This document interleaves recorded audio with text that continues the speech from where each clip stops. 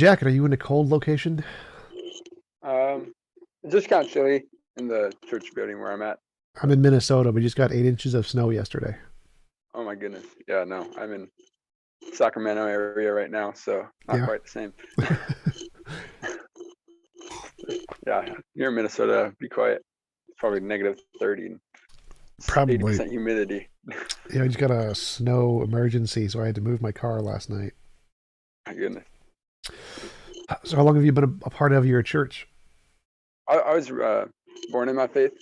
Definitely, I rode a wave with it though, as topic of discussion is an interesting thing. Um, I mean, I'll start off by saying I mean, I just would like to apologize for all the people that horribly misrepresented the cogito that you've spoken to. Yeah, It's pretty um, very funny. horrific, to say the least. Yeah, and hair pulling, I can imagine. What I mean, like specifically that church, like you're a part of a church right now, right? You're in a church. Yeah, the Church of Jesus Christ of Latter-day Saints. Gotcha. So, I've been thinking about starting an atheist church and looking into the process of doing all the tax filings and stuff. yeah, that'd be interesting for sure, because I don't see why not. I mean, like, especially from how broad sense the word religion is used. Yep, for Yeah, sure. I think it's fitting for it. I mean, in the broadest sense of the word, especially. Well, that's one of the reasons I want to do it is because so many theist people say, "Oh, atheism is a religion too," and I kind of want to just like adopt that and just make it a religion. Like, ha! Now it is a religion. It's better than yours too. Yeah, yeah. All right, I think we are now live-ish. So Luke, thanks for coming on. Appreciate you taking the time to have the conversation. Would you mind telling us a little bit about yourself before we get started?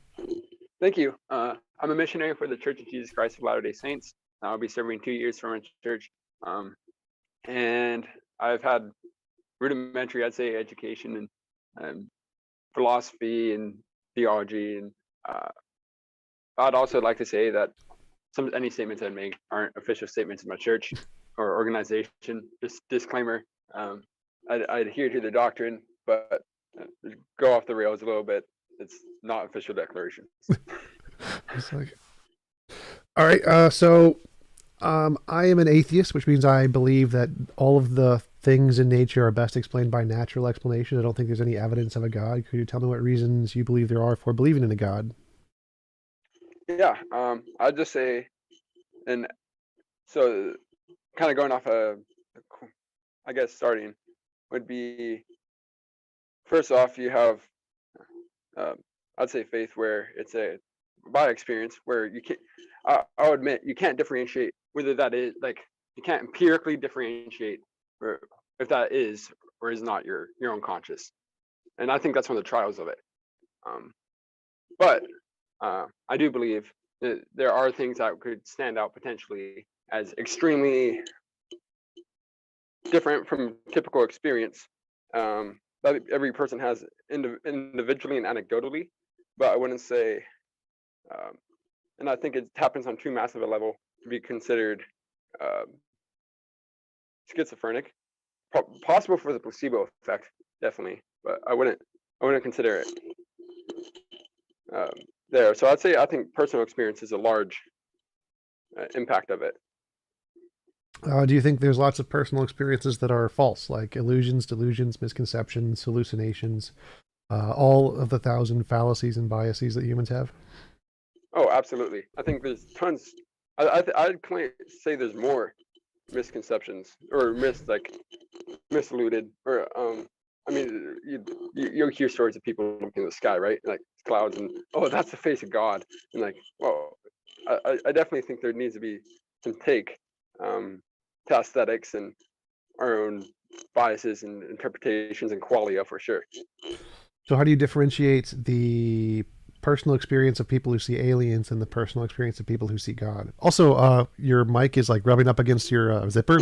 Like we can actually hear that, which is Sorry, kind of yeah. funny. But yeah, Okay. so how do you differentiate personal experience of people who see aliens and personal experience of people who see God?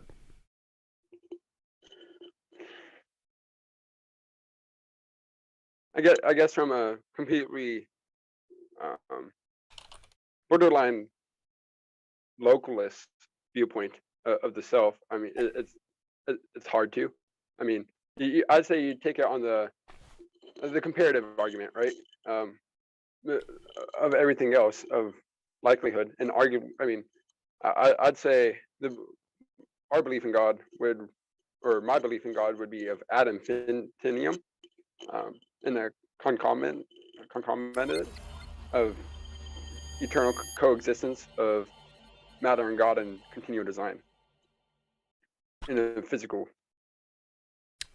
Well, I mean, like, So how can you tell the difference between your personal experience of a god being real versus people's other personal experiences, which are just imaginary, like aliens or unicorns or space demons or whatever? So there's lots of different kinds of personal experience. A lot of them are fake. They're not real. They don't describe reality. So why do you think that the personal experiences of God do describe reality? And how can you show that's the case as opposed to all the personal experiences that don't describe reality, like aliens? bro, I don't think you'd ever absolutely know. I mean, but with things like aliens, and I think just the absurdity of the claim. I mean that just on its face, Occam's razor in that regard. Why would aliens be more absurd than an all-powerful being in the sky, or technically for the Uh, Jesus of Latter-day Saints, you don't say that, right? You say they're just a super powerful technological being or some kind. uh, yeah, I'd say like a maximum. I'd still say a maximally powerful, All right. omnipotent. Okay. But But why would aliens be more absurd than an all-powerful being?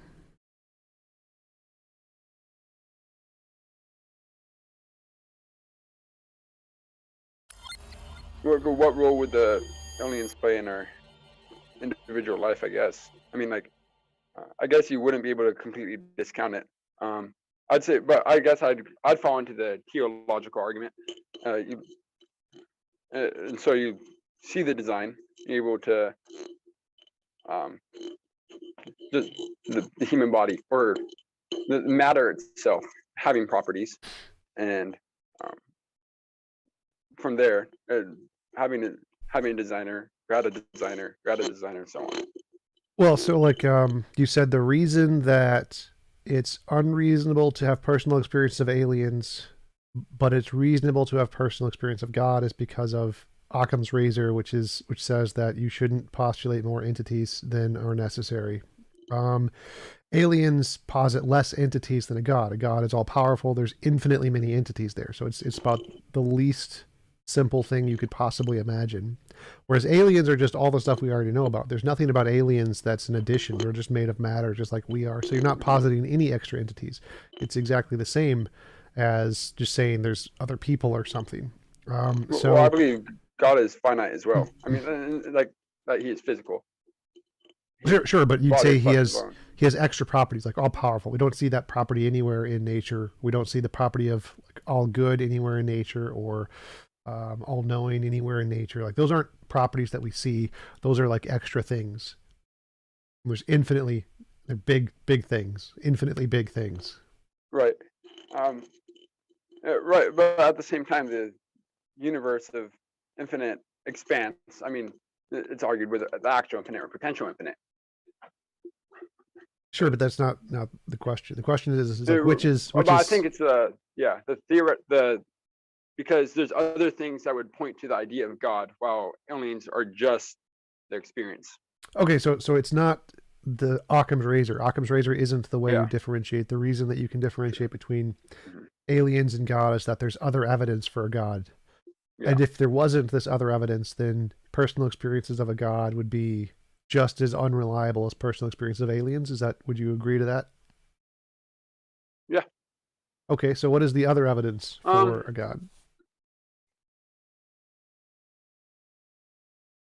Yeah, I'd say I'd definitely say yeah. So as I was saying, I think just design and ad infinitum. So start with what do you mean by ad infinitum? So just an infinite regress of Okay, of God just of flesh and clarify. It's bone. ad Yeah. infinitum. Ad infinitum. Oh, I see. I can read, but I can't speak my Latin. Yeah. I know Infantinium. what it says on the Infantinium thing. Yeah. is a metal in an anime. Oh, So it's like, good to wait a know. minute. Good to know. Yeah. Yeah. All right. So So you're saying that there can't be a past infinite. Therefore, there must be some beginner kind of a thing. no, I'm saying there is a past infinite Oh, of creators who created a creator, created a creator, created a creator. why would that be more reasonable than a past infinite of non-creators, of just a bunch of nature?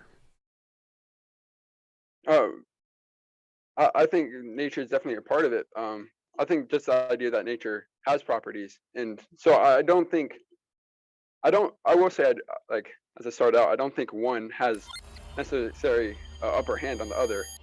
Um, but like I think they're both equally possible.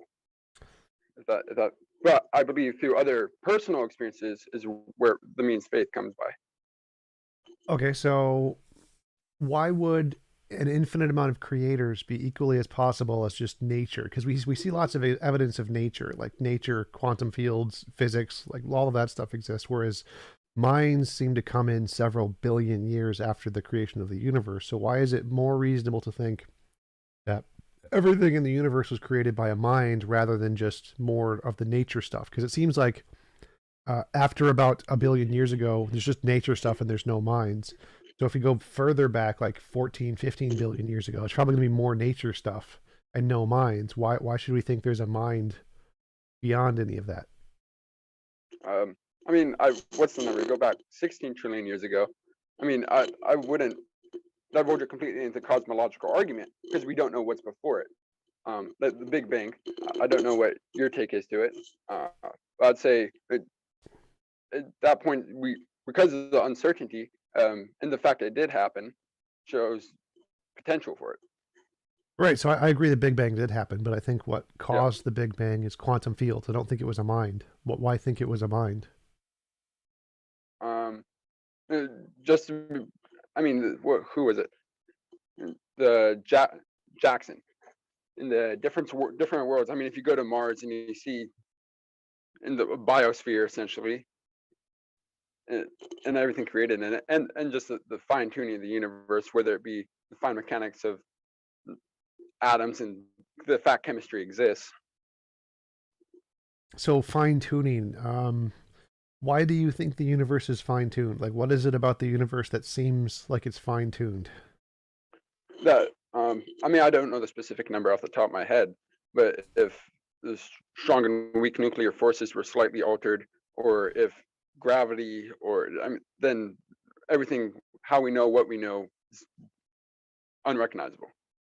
Right. But why does that mean it's finely tuned? Like, for example, all of it, like the argument usually goes is that if we change any of the physical constants in a slight amount, then particles wouldn't be Hmm. possible, which Right. I'm happy to grant. But that could be explained by multiple different things. Like one of them could be it could be all of the laws are interdetermined. So like the weak and electromagnetic force are this they were thought to be two separate forces, but when you go to high enough temperatures, they become the same force. So they're actually interconnected. If you Hmm. change one, you're going to change the other. And the grand unification theory is that all of the fundamental forces are tied together in the similar way, that they're all the same force or connected by the same force. And so if you make any change to any one of the laws, then it will cause a proportional change to the others, in which case you get everything in the universe necessarily will happen because they're all interconnected. Any change to one law will affect all the other laws and they'll all be proportionally changed. So it seems like you can explain the fine tuning just fine with necessity as a undiscovered law of nature, and you don't need a designer. Why would designer be preferred here? I think because um, uh, just due to the nature of experimentalism versus any other idea in science. I mean, that's how it started. And then even Einstein, right? He was experimentalist before his general theory of relativity, and or the theory of general relativity. And so, in that regard, How does uh, experimentalism answer the question? because then how can you be searching the quantum world? I mean, uh, you know the position or the velocity of a whatever, but you can't I mean, they don't have a unified theory. So as far as I'm Um, aware, I mean, there's proposed propositions, but I don't think has there been. well, yeah, like string theory is a unified theory, but I think what you're saying is that we can't verify any of these theories, therefore it's not reasonable to believe them, or something like that. Is that what you mean by experimentalism? Uh, yeah, I mean, I mean, you can, like, yes, you can verify it with math, but the same, there, you can also have other actual infinites that we know you wouldn't be able to tangibly have, such as like physically, for example, like Torricelli cylinder.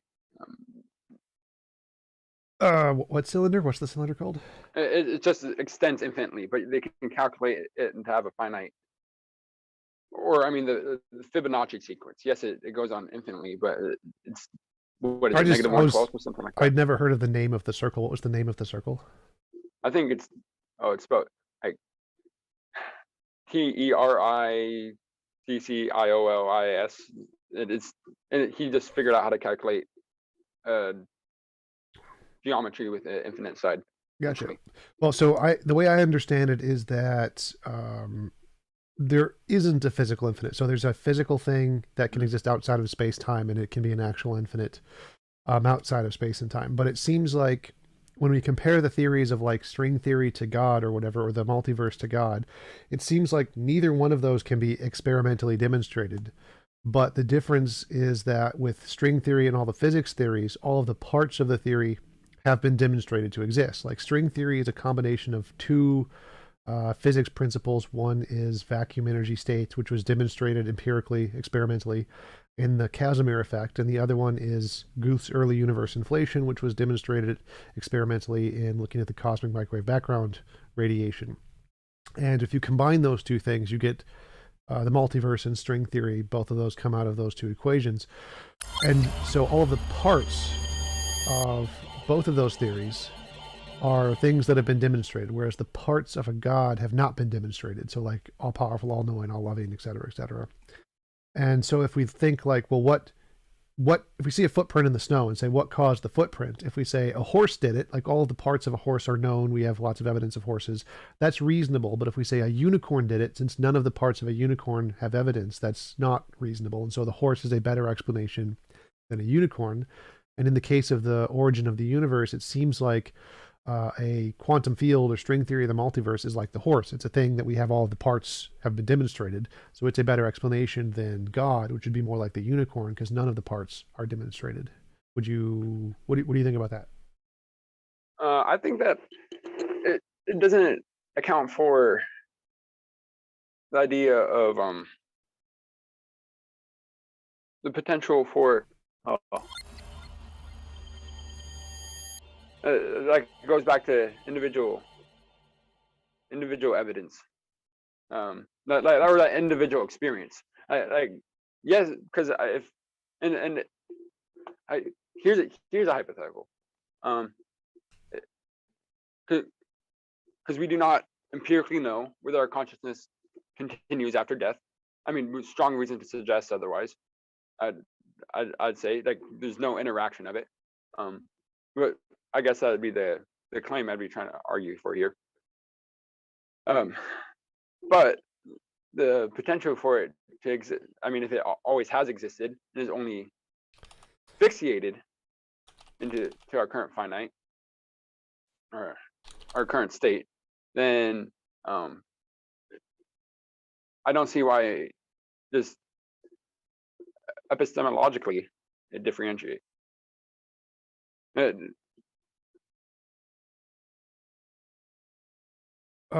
So I'm not sure I'm following. So So you so said, so I so if string theory follows, it can be potential into uh, a regress itself. Do you agree with that?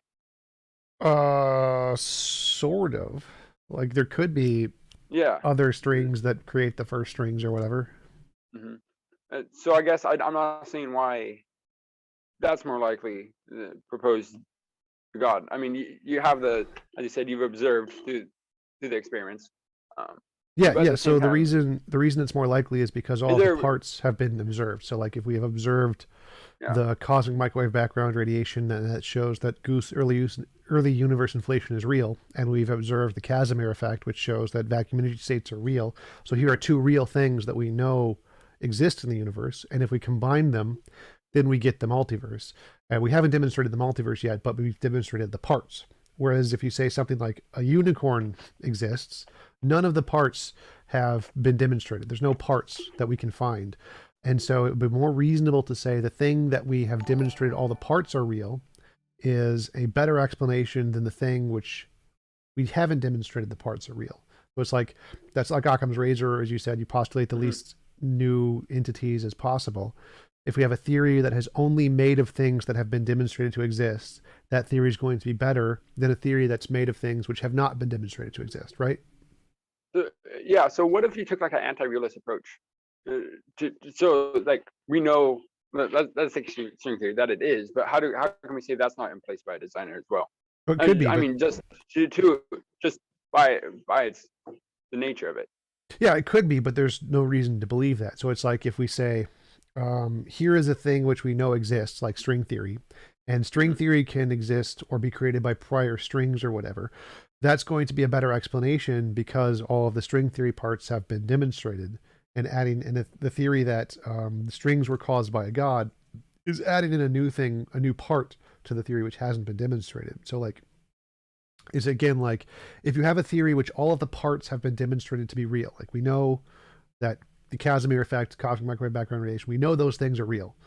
And so all of the parts to string theory is real. We know all of the parts are not imaginary things. Whereas if you add in a god and say this was created by a designer, that's adding in a thing that hasn't been demonstrated to be real yet. So you're adding in another part of a theory, which would be like, so now you have one theory, just string theory, only strings, and nothing but strings weren't created by a god. All of the parts to that theory have been verified. And then you have a new theory, a theory B, which is like strings were created by God. Well, now you have the string parts, which are verified, but then you have this other part, which isn't verified, which is the God thingy.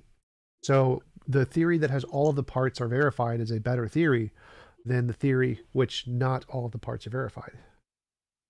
So outside of theoretical simplicity, I mean, which is what I believe the claim you're making. Am I correct? Sort of, yeah. Yeah. Outside of that, like, because I think how else could you account for the experience with idea? I mean, Which experience? uh, I mean, just spiritual experiences per se. Delusion, illusion, misconception, hallucination, human psychology. Mhm. Like, I would go with the main explanation is um, type 1 and type 2 errors. So, type 1 and type 2 errors are like if you hear a rustle in the grass and you think it's a lion, you run away and you survive. If you hear a rustle in the grass and you think it's the wind and you don't run away, you're like, I'm going to be the scientific mind and just wait for further evidence or something, then you get eaten by the lion. And so, even if it's possible that it is just the wind, the people who think it's a lion every time and always run away will always survive. But the people who are more like scientific and are be like, I'm going to wait for further evidence, they're going to get eaten more often. And so, the people who always see lion, even when there isn't one, have a greater chance of surviving. And so, they reproduce more. And so, the brains of their offspring, their kids, are more likely to see agency in things that don't have any agency. And so that's what causes us to have like see monsters under the bed, to be afraid of the dark, to hear voices, to do pareidolia. We see agency and uh, actions of minds in things, even if they don't have any. Like we saw a volcano as, oh, that's Mother Nature, or a lightning strike of, oh, that's Zeus. And so the fact that humans are evolutionarily evolved to see agency in things is why we have spiritual experiences, because we have some kind of an experience we can't explain. And then we see agency in that, just like the person who saw the lightning strike said, oh, that's Zeus. We have a personal experience of a god because our brains have been primed to interpret those feelings in such a way that produces these thoughts of that's Jesus, or that's God, or that's Muhammad, or whatever.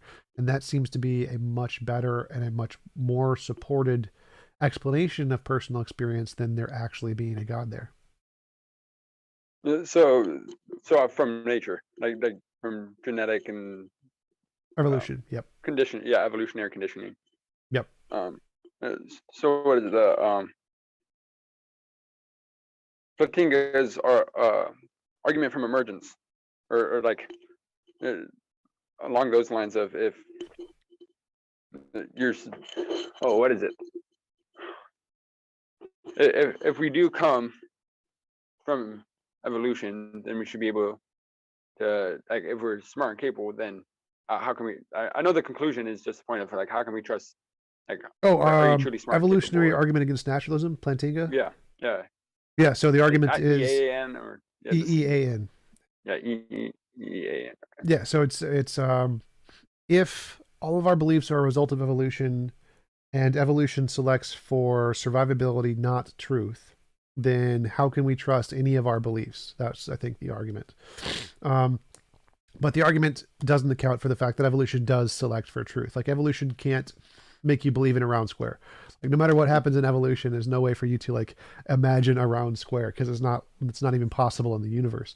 And so evolution can't give you false beliefs in every case. It has to give you true beliefs because it's constrained by the laws of the universe. And so evolution does select for truth, in which case the EEAN doesn't work, because it's not just selecting for survivability, it's also selecting for truth, because it can't not do so. Therefore, evolution. Do you think it's possible? Oh, sorry. No, go ahead. It's fine. I was going to say, is it possible that we're epistemically limited? Well, of course we are, but not like 100%. So we still have some basis of knowledge.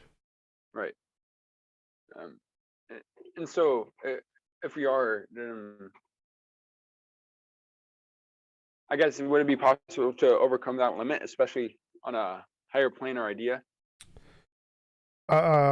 Sort of. So we can overcome it on some things. Like, we can say we need some way to differentiate imagination from reality, because we can't predict the future with our imagination. But if we have some kind of a method that can predict the future, that's good reason to think that that method describes reality and not just our imagination. And that's how we get science. And so science can tell us things about, there's a TV, there's a rock, laws of gravity, etc. And all of those things are reasonable to believe exist outside of our imagination. But when you talk about things like metaphysics, the fundamental nature of reality, and you ask the same question, you still have to hold it to that same standard. You have to say, we need some way to differentiate, is this real or is this imaginary? And so it's better to make hypotheses that are combinations of things that we know about, rather than add in new things we don't know about. I think Sean Carroll said this best. I forget what his exact quote was. It's like, it would be better to change the things we do know about, we do understand very well, in order to explain something we don't know, than to add in something we don't know anything about to explain something we don't know. Yeah. And I guess like that is the weight of a believer in any sense has. I mean, I will say that believing in God and flesh and bone, I think you do avoid a categorical error if you're going to make such a claim from the theological argument. But I think that is the weight of faith. Now, like, that may be unprecedented, and it's almost the inverse of Pascal's wager. The inverse of Pascal's wager? I mean, if you're gonna say, like, it's like, well, if everything's pointing against it, and then and say there is this desire and seeking for truth, and wherever truth may hide, but you have these personal experiences and these desires that may point otherwise, creates weight. And it's not that it's, as we discussed, it's not metaphysically impossible, but I'd say it's improbable, or from what we said. But I don't think that once again, due to other things, where the other theories of the life of Christ and the historicity of the Bible, I think that is truly the nature of faith, though, is that you can point to it, and there's going to be things that point to it that I say it is improbable, but the fact that it isn't impossible is why it is faith. Sure, yeah, I'm totally fine if you just want to say that the evidence supports the other hypotheses better, but I choose to believe it on faith. Like, that's fine. Like, I do that too in many cases. But like, going back to where we started, I asked, like, Mhm. what is evidence of God? You said personal experience. And then I asked, is personal experience, because personal experience can be wrong. So what is it about personal experience of God that makes it reliable as opposed to personal experience of aliens? And you said, well, because there's other evidence of God. So that'd be like, well, that's perfectly reasonable. Like if I said I saw a dog, since there's Yeah. other evidence of dogs, it's reasonable to believe my personal experience of the dog. Um, and then, but for the other evidence, you said it was like the origin of the universe, the infinite possibility, past thing, and the teleology. But those are all better explained by naturalism. So, But it doesn't mean it can't be explained though. all right, well, you could explain it by anything. You could say like magic leprechauns created the universe. There's always infinitely many ways to explain everything. It's called the problem of I underdetermination. mean, I think we both agree that you can't use some things. You can't say, uh, well, I guess you technically could say it, but you can't say that like this book made the universe. Like you can say it, but we know that that can't be. Well, it's logically possible. Like there could be parts to the book we just don't know about yet. Like there could be an all-powerful nature to the book or some kind of quantum field entanglement of the book that did create the universe. We just don't understand it. So even that, just saying the book did it, is also logically possible, just like it's logically possible that a god did it. And I wouldn't say that one is better than the other because maybe the book might be better actually because it's at least something we know exists. So like in that case, those are about equal claims, I think, saying the book created the universe and saying God created the universe, because you're both positing some property that we don't have any evidence for that goes beyond what we know about to explain the origin of the universe. Whereas, like string theory, it's not doing that. It's just saying it's a combination of these two things that we both know about already. But Yeah, I definitely think on that note though that it we we we can observe and see the book created start to finish. Like you could go on and say there's some other property, um, but I think that loses in the simplicity compared to God. I mean, so I think there's definitely still a hierarchy to the simplicity of it. well, what's the difference there? So if we say like, here's a book and we can see it being created from start to finish, and I want to say the book created the universe, so I have to say, well, there's some property in the book, some quantum entanglement thingy that we just don't know about yet that caused the origin of the universe through time or whatever. How is that different than saying a god did it? Because it seems like adding in this new property to the book is exactly the same as adding in the new property of a god. So there seem to be equally as bad from my perspective. What do you think the difference is? Because they both are equally as not simple. Uh, I think that just I think that's pretty. I understand what you're saying, but I think that'd be just it seems reckless and discounts the idea of what we know about what we know, but to say well, we can't say what we know about what we don't know. Which is what goes back to what you were just saying, kind of about a quantum entanglement property. Yeah. So the But question is like, yeah, how is it different to say we're going to take the book we do know about and we're going to add in this thing we don't know about versus just saying there is this thing we don't know about? So either way, you're adding in something we don't know about. In the case of the book, it's the quantum entanglement. In the case of God, it's all of the properties of God. So in both cases, we're adding in something new we don't know about. I don't think that simply starting with a physical book makes physical book plus unknown less reasonable than just starting with unknown. so but you don't think like let's take the book like the it has words and that shows language and that, I don't the language isn't innate from the book. Um, that's obvious empirically. Like we have a history of it. Like nor is it self-generated. When you see a price down, you can see the tree get cut down. And so I mean that comes to what like when do we know it is what it is, but also where would it gain something that is unobserved about due to the construction of its properties. All right, absolutely. So if you're trying to explain, well, this book seems like it's very man-made, and therefore it would be unreasonable to think it created the universe. Like, yeah, absolutely, I agree.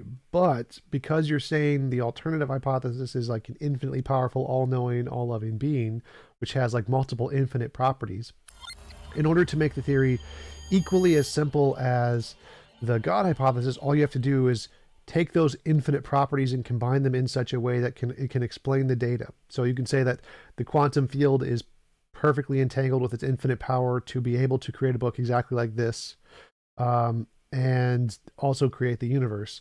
That would still be logically possible. That's still less pieces than a God.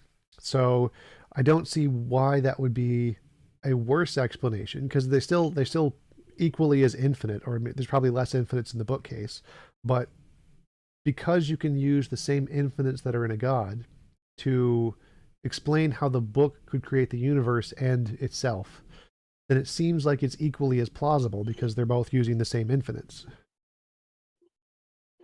Yeah, and I guess I'd have to actually I should go back and reconstruct what I was saying earlier about the process of creation and like matter coexisting with God. And that it'd be the matter would have to be a lack of there'd have to be on a spectrum of a lack of design and of design. So that way you're able to have something of such as consciousness. Um, and then you'd also have things that are be more fixated, like water and rocks and minerals, and the unconscious things. And so, because we know there is matter, and more we examine it, I mean, that's I guess it's a very aesthetic argument in that regard. Is that it'd be from an aesthetic point of view, it almost seemed more absurd that it was just is, and it's just not beyond some sort of intentional creation or intentional process of tuning an assignment. Oh, it's almost like Plato's forms, I guess, in that regard, but put out into creation. Oh, well, sure. If by aesthetic you mean like intuition, like it seems to us to be designed, but I don't think that counts as evidence. Like, obviously, lots of things seem to us to be designed. People thought lightning was designed, and tornadoes and hurricanes and all kinds of things, because we see design in everything. That's the type 1 and type 2 fallacies I mentioned earlier. Like, if we hear a rustle in the grass, we think it's lion, and that's the same aesthetics that you're using to say that it seems like the universe is designed. And so that doesn't seem to be good evidence to me, because we already know what caused that. It's a fundamental flaw in the way human brains work. So I don't think using that thing which we know is a fundamental flaw as a basis for evidence is a good basis. So you said there's or like lightning that people thought is designed, but we know it's from static in the air and et cetera, et cetera. So, but don't you think this, like the same regress is essentially the same regress of design?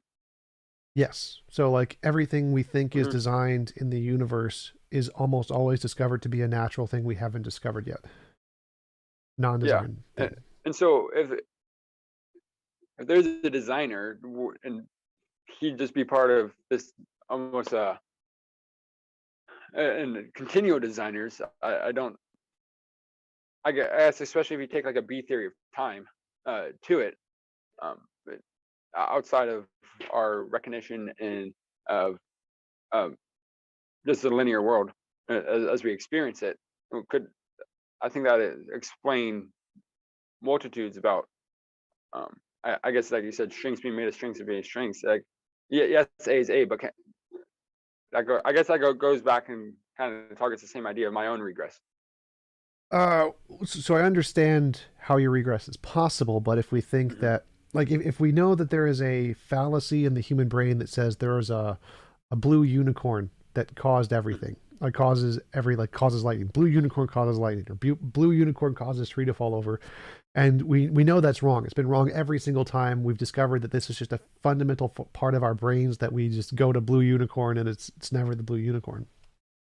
Then if we think, well, what caused, here's some unknown thing, like what caused that continent over there to explode or whatever, and we know our brains are naturally going to think blue unicorn because that's a part of our brains, but that's been wrong every other time in the past. This time it's reasonable for us to say it's probably not a blue unicorn. The reason we think it's a blue unicorn isn't because of evidence, it's because of that's just the flaw of how our brains work. And so it's more likely that it's going to be a non-blue unicorn kind of explanation, because we've always discovered that everything we thought was the blue unicorn isn't a blue unicorn. And so the same thing would apply to God here. Like every time we thought something was caused by a God, like lightning, tornadoes, fire, et cetera, et cetera, et cetera, none of that has ever indicated a God. It's always been discovered to be natural. And so the reason we would think that the universe was designed by a designer who was designed by a designer, et cetera, would be because of this thing in our brain that we know doesn't work. And so until there would be some like independent evidence to actually indicate a designer, then it would be unreasonable to trust that, because we know that that part of our brains is broken.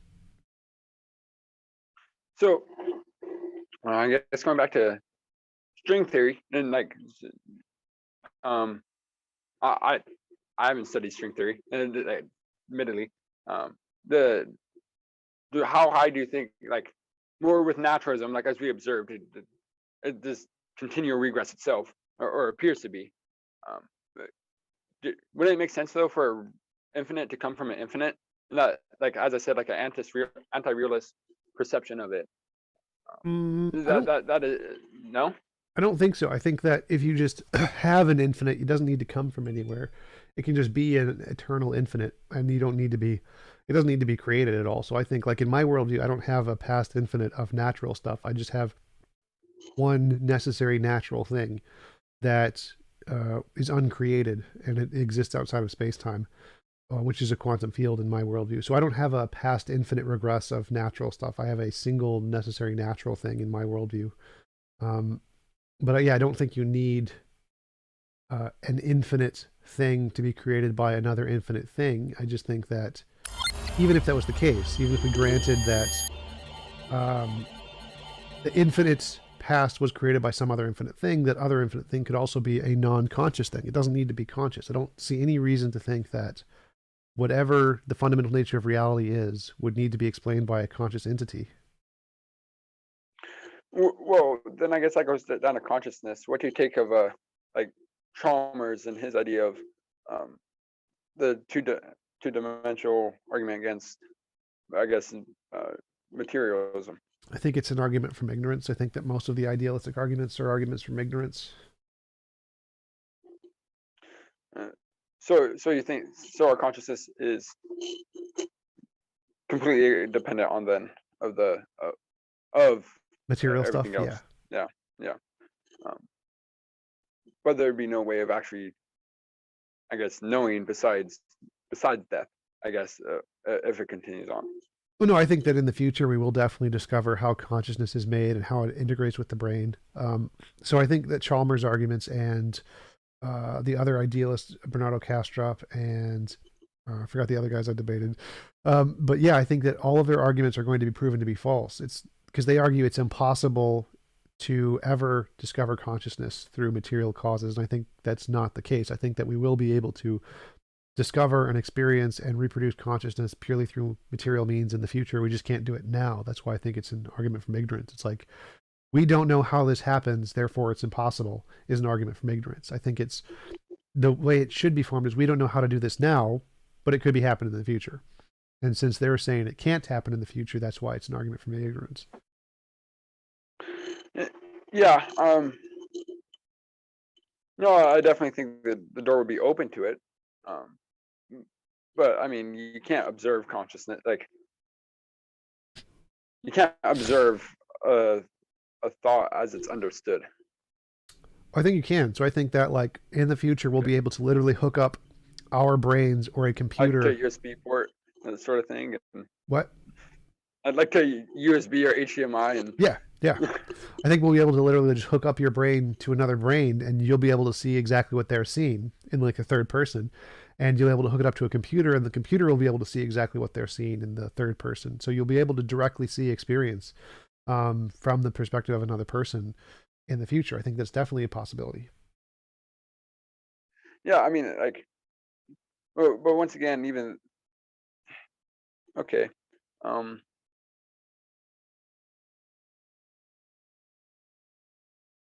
yeah, I get, because I'm trying to be like, I'm trying to recognize what you're saying here.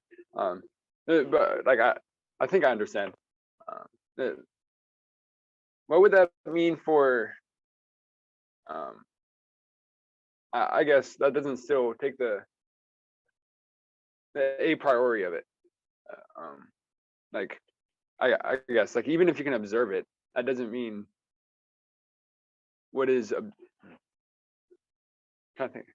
So so you have yeah, I guess a priori like 1 + 1 = 2.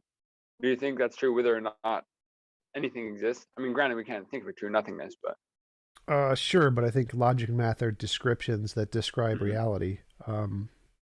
But like going back to the consciousness thing, I think that we'll be able to have a computer that isn't conscious and we'll be able to plug it into your brain and the computer will have your conscious experience. It will be able to experience your conscious experience. So I think that we'll be able to create conscious experience out of non-conscious computers and it can experience your consciousness. I don't think you need uh, direct consciousness to be its own kind of a thing. I think it can be an emergent property of material stuff. To Oh, go, so go oh, ahead. sorry. Um, with if consciousness though, like right there, it's coming from something that has came uh, from naturalism. It's coming. The consciousness is then continuing it in that direction. It isn't. Don't you think that'd be comparable to what I said earlier? I don't think so. I think like consciousness being emergent is supported by the evidence, whereas consciousness being fundamental isn't supported by any evidence. It's like if we say a pineapple. A pineapple is the fundamental nature of reality. Everything is made up of pineapples. That wouldn't make any sense because it's the other way around. Like all the evidence shows that pineapples are a product of evolution that come off of pineapple trees, and to say that they are the origin of everything would be very confusing because all of the evidence shows the opposite is the case. And consciousness is exactly like a pineapple. It's a thing that all of the evidence shows is a result of brains, and brains are a result of evolution, just like pineapple trees are. And so to say that consciousness is the fundamental nature of reality would be equally as unsupported as saying pineapples are the fundamental nature of reality. But saying the other way around makes a lot of sense. Like you can say, oh look, matter makes up the tree, and matter is made up by quantum fields, and quantum fields are the most base thing we know about at this time. So it's reasonable to say quantum fields are the most fundamental thing because that's the closest we can get, and we don't have any evidence that they're some kind of composite of other stuff that already exists. And so it's reasonable to say quantum fields are the most fundamental thing, whereas it's not reasonable to say pineapples are the most fundamental thing because we can already prove that they're a composite of other things. Same with consciousness. All of the evidence indicates it's a result of an emergent property of brains, just like pineapples are an emergent property of pineapple trees. So I don't think those would be the same as saying that quantum fields are fundamental and brains are fundamental or consciousness is fundamental. Yeah. Um, sorry, I'm kind of jumping around here. My thoughts. Um, so I guess I mean I obviously have to look into it more with quantum fields. Does it explain itself? It would be a necessary thing, so it would be uncreated. Okay, so is there a reason why? I guess like yes, it is necessary, but I mean, so it or okay. Yeah, I'm just so far outside my realm of knowledge as um like this is so far creating an expertise of experience. Like, oh, let me gather my thoughts here for a second. So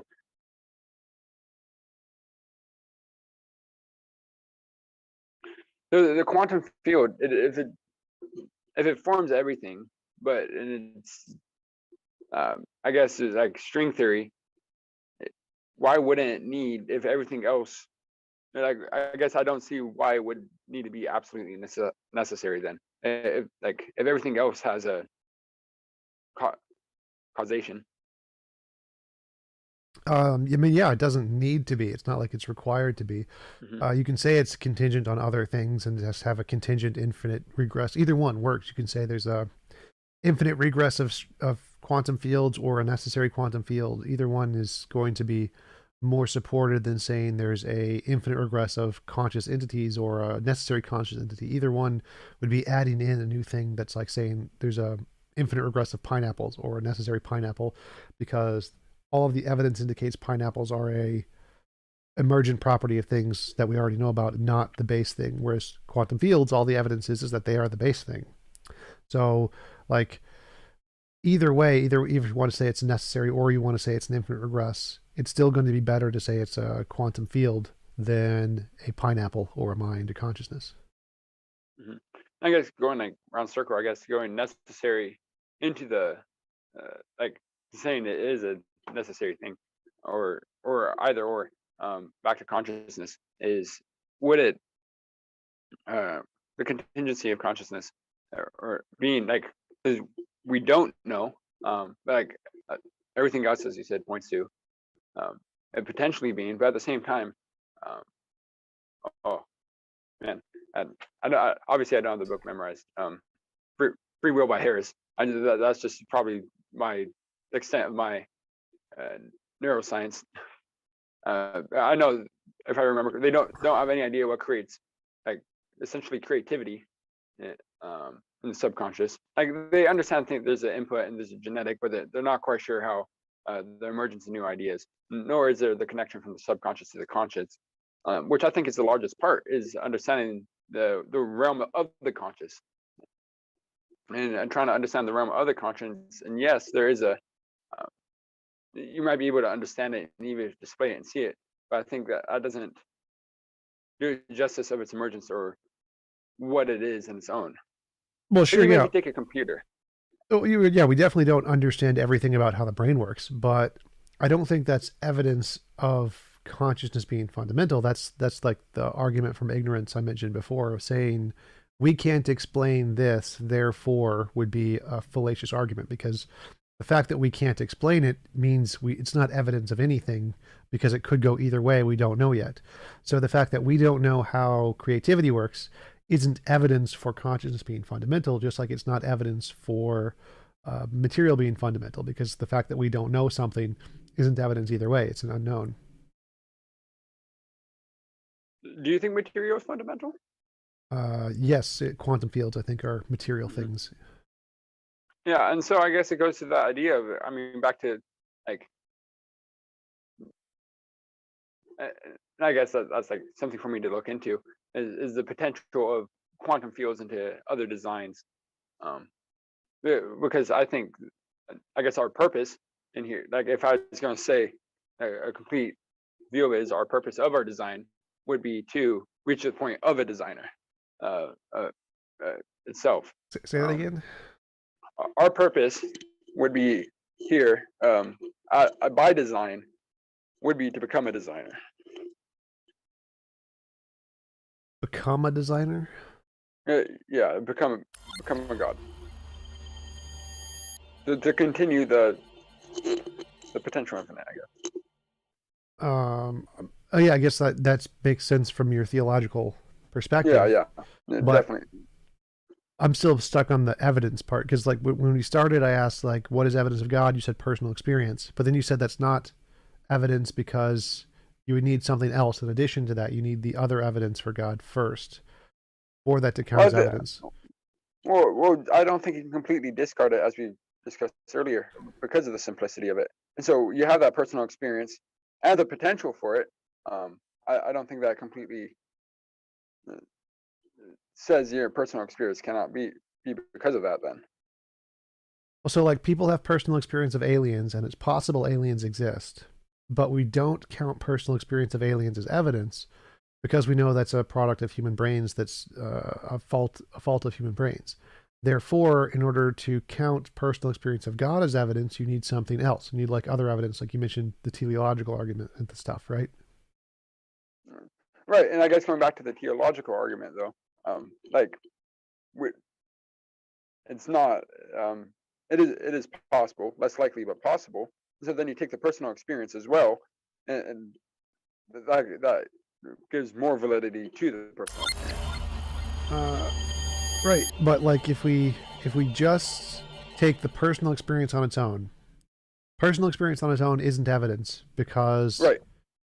it's just like it's not evidence for aliens. And so it would only be evidence if you already had a different kind of evidence, right? hmm Which is why I was pointing to the potential of it as a continual. Because Right. I like the potential of it. It doesn't deny it. It's possible, and then you also have the personal experience, and so I think those two in concordance like uh, give you that hope Right. or So, reason but to that just believe. means that on its own, personal experience isn't evidence. But I guess it's not just personal experience. We're talking about the potential for the designer and the regress of it. Right. But I mean, Like so that's why I say on its own. Like on its own, right, the personal experience isn't evidence. It's yeah. So I guess that'd be the reason to believe. right. It's because so. Yeah, that would be the reason people believe is because they have personal experience. That's what leads them to believe, right? Well, I'm talking about what I talked about earlier though, because like you couldn't discount the potential for the designer, like just logically, uh, able to establish that, and then you have that personal experience, and I'm not sure why you keep bringing up the possibility. Like pretty much anything is possible, but just well, because it's possible we doesn't don't mean think it's something comes from nothing. I think we both agree on that, right. and so because something doesn't come from nothing, and you have the uh, designer per se, and you like, and you have that fixation in the creation of it, and continual design, which follows a pattern. Like the possibility, like because it's hard because you can't narrow down the possibilities, and so I guess like maybe the best reason, absolutely not, uh, but it's a reason nonetheless. The part I'm asking about is because you keep saying it's possible, but Right. I don't see that as like evidence of anything. Like it's possible that there is a $1 billion in my bank account. Does that give me a reason that I should believe there's $1 billion in my bank account? Like, probably not. I don't think I don't think those are as like, but logically we can point to every reason why it's not $1 billion in your bank account. Right, but I But mean, logically, just on its own, you just can't like point to, you can't say everything why it's not a designer, but we can point logically without checking why there's not $1 billion in your bank account. that's so. The point I'm saying here is that bringing up something as evidence, like saying it's possible, doesn't isn't like a valid kind of evidence because it's possible there is and it's possible there's not, and so saying it's possible doesn't count one way or the other. Um, Mhm. so I'm not sure why you keep bringing up it's possible, but I don't think that counts as evidence because it's also not possible. Possible it is not the case. Right, but then you're also taking an account of the personal experience, and so like you can't completely discount the personal experience because you have the possibility of it. Well, so it's possible and it's possible that it's not, and the personal experience could be correct and it could be false. So both of those things don't give us, even in combination, both of those things don't give us any actual evidence. Uh, but I guess I'm not looking for. It's like if I said, "Here is a box. I'm holding a box," and I want to say there is a rabbit in the box. And Mhm.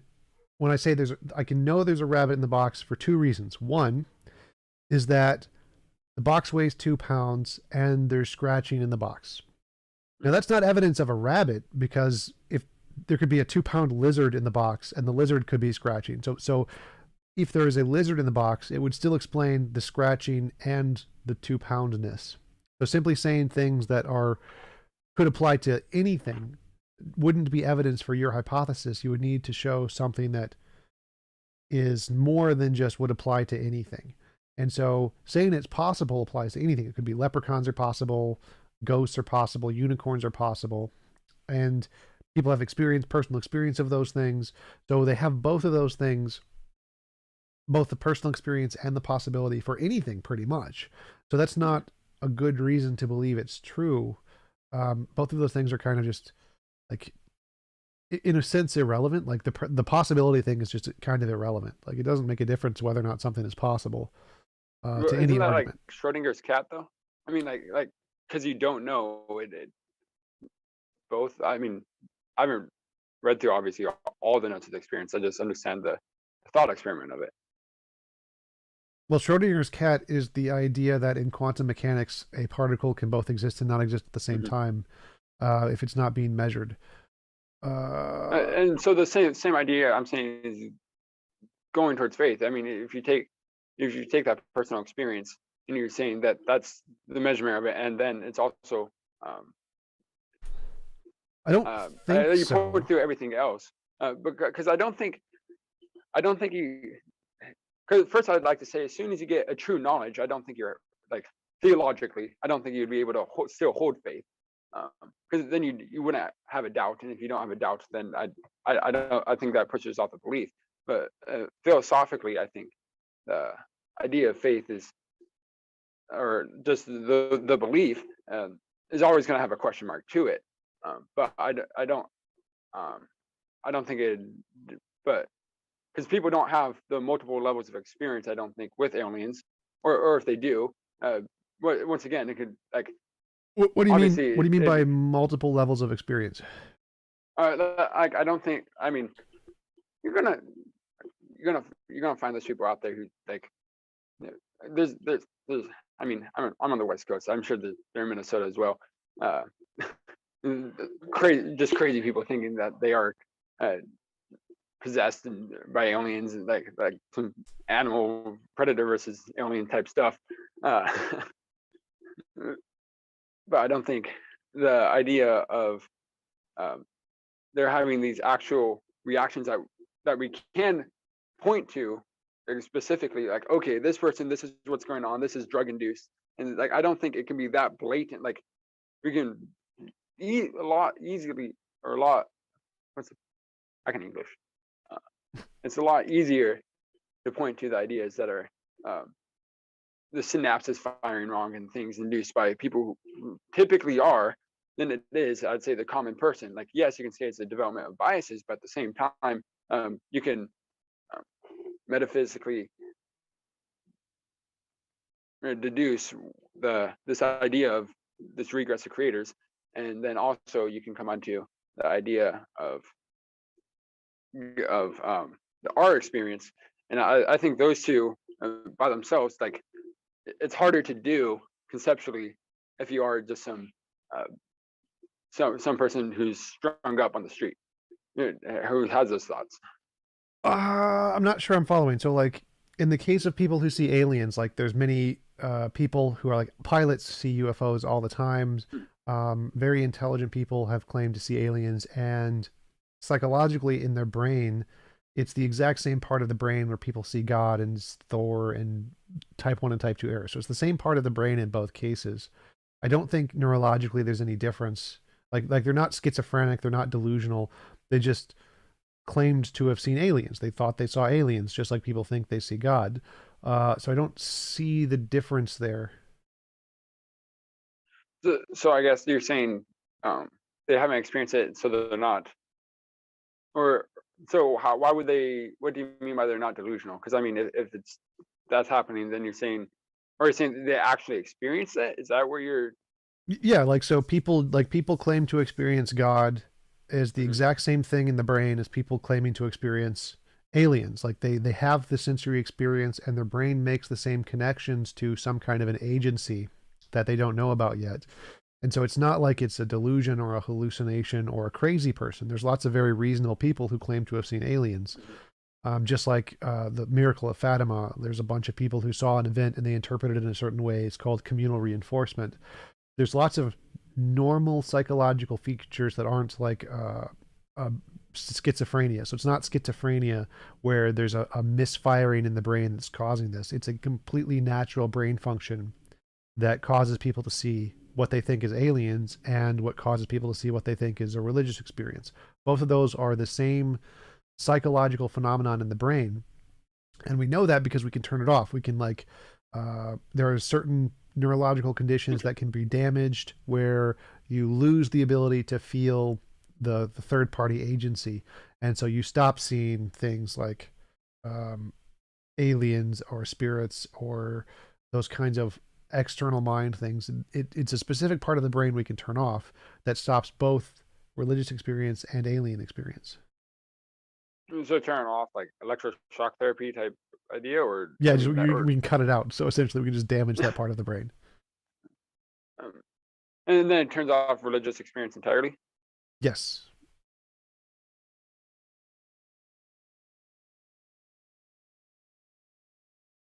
Interesting. and we can also activate it. So people who have, I forget what it's called. So like, but I mean, there's different levels to the religious experience. So I mean, once again, I'm not a neuroscientist. Yeah, you'd have to say like from a emotional, from physical, from like I'm not sure, or there's like, or I guess like not, as you said, like not misfiring synapses, but people think they hear things all the time. The- so like it stretches that breadth of it, I guess.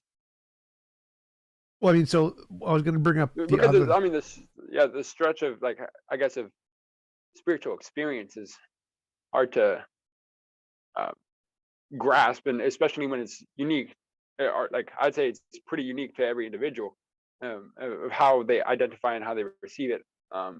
So especially considering the breadth of it, I mean, to say one part of the brain does it, when as far as I thought you have your different functions are in different regions. How would that be connected, or under, if it's being interpreted and understood that way? Or Um, because if it's a matter of just simply, unless you're stating, which you might be, the idea of the, like, just the belief in, or the interpretation of it, I don't think that changes what the experience was. well, I'm not sure. So, like, I was going to mention that there's the other example of people who have epilepsy. People who have epilepsy have significantly more spiritual experiences. So, like, you can both damage that part of the brain and overstimulate it to cause either less or more spiritual experiences. Um, and I don't just mean like, because you mentioned before that there is a way to tell the difference between people who see aliens and saying that that's like schizophrenia or some kind of brain condition versus religious experience. But I don't see a difference. Like neurologically, those are the same. Like I don't see any neurological difference between those two. They're both brains that aren't having any kind of like schizophrenia or serious brain ailment. They're operating normally how just any evolved brain does, and they produce these kinds of psychological experiences that make you believe that you're talking to a mind. It's type 1, type 2 errors. So I don't, the point that I was bringing up was that I don't see the difference between minds that see aliens and minds that see God. It seems to be, when you do like an fMRI, it seems to be the same thing. Mhm. I guess so. My question would be: is it the interpretation of the experience, or is it generating the experience entirely? Uh, Because I guess because the difference would be the experience could still be happening, but if you just can't interpret it, I mean, like how some people can't feel pain, that doesn't change what it is. Uh, uh, I'm not sure what you mean. Like, Like so, um, is the brain generating? So like, I guess visual comparison would be the best idea. If oh, you, I think I got it. Should so yeah, if no, the brain isn't generating the sense information. The brain is reacting to the sense information. So there's sense information like you see a UFO or you see a flash in the light, a sky or whatever. You see something you can't explain, and your brain interprets that in a way of it being a spiritual experience or of it being an alien, when usually it's just something like a bird or something we just don't know about yet, something we can't explain. There are cases where that can happen through your brain accidentally causing a misfiring that causes a sense information or something, but usually it's just you see something in the world which you can't explain, and then your brain interprets that as being a spiritual experience or a UFO experience.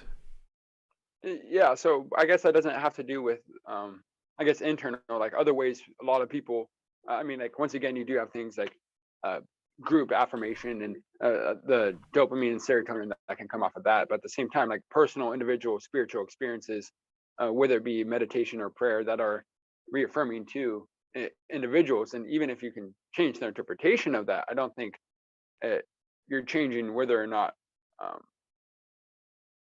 the induction is actually occurring, like the actual experience they're having occurs. All right, I definitely think they experienced what they said they experienced. I just don't think it corresponds to reality. I think it's more just a way the brain copes with new information. So I think that just like when people say they see aliens, I think they genuinely experienced what they're saying they experienced, but they're interpreting that in a way that isn't accurate. So they saw an object in the sky which they couldn't explain, and they thought it was aliens when it really wasn't. So I think people who have spiritual experience really feel the things they're saying they feel, but it's because of parts in their brain that cause them to interpret that in a way that isn't in correspondence with reality, just like the aliens. Yeah, and so I guess it goes to like, so but they're feeling what they actually feel, and things that like that correspond or don't to like an act like such as prayer. I'm not sure if can truly understand, um, especially if it be something else, especially if there's like nothing else pointing to it. Like, yes, you're going to see in a scan that's how it's being interpreted, but I don't think that discounts that just because it's the same association. Like, unless we have a part of our brain that's purely for fiction, which would be really odd, I think, evolutionarily. But that it doesn't discount the potential of it. Right. Yeah. Like we can't like go into the brain and say, oh, this thing they're thinking of is definitely fictional. There's like an actual truth checker in the brain, like fictional and reality. Right. That would be very convenient if there was such a thing. Unless you go through like all CRISPR and you like test literally the trillions of amino acids and, Oh yeah, I check think it out. But if the brain actually had a way to differentiate reality and imagination, we would have far less silly beliefs as humans. So I definitely don't think it has one of those. Not yet. We're going to install yeah, one of those in the future. right. And so I guess yeah. So I guess that's where I mean I'll leave here. But I think that I guess that's where it'd be is that personal experience and the interpretation of it and the potential of it, and then I mean as a like people literally can debate. I mean, this is the grand debate, I guess, of Yeah. developed humankind of faith, Yep. and so that I think that through prayer is how you can come through experience, your personal experience, uh, even if you can't interpret it, of a greater being of God, and then also through the ideas and the developments of and ponderings of thinking is where how you kind of come to the conclusion, as well as reflection on the potentials through um, how it's been guided, whether via scripture or whatever other means someone may subscribe to in their belief. Yeah. You said you had to go? Yeah. Okay. Yeah, I want to respect your time. So thanks for coming on. Really Right. appreciate you. Thank It was fun talking to you. You're a very nice guy. A lot of people in the comments say you were very nice, and a lot of people from the LDS are also very nice all the time. So I just wanted to throw that out there. But yeah, thanks again for coming on. Really appreciate it. Would you want to tell anybody like where they can find you if you have a YouTube channel or something? I do not, but I guess just send me a shoot if people are interested in discussing something themselves sometime. Just Facebook, Luke Martin. It'll be the one. The guy sitting in a suit with should say missionary on there. And I'd also want to just shout out one of my friends who just kind of helped me with some of the developments. Is I'll say literacy, same philosophy is far and few working on development. He's a Redwood theologian on Instagram. And I'd also like to just thank you for having me on, Tom. Yeah, absolutely. Can you show me your tie? It looks really cool. I like your tie. Oh yeah, it's like just this black pattern. Yeah, I like that a lot. That's nice. Yeah. So it's a awesome.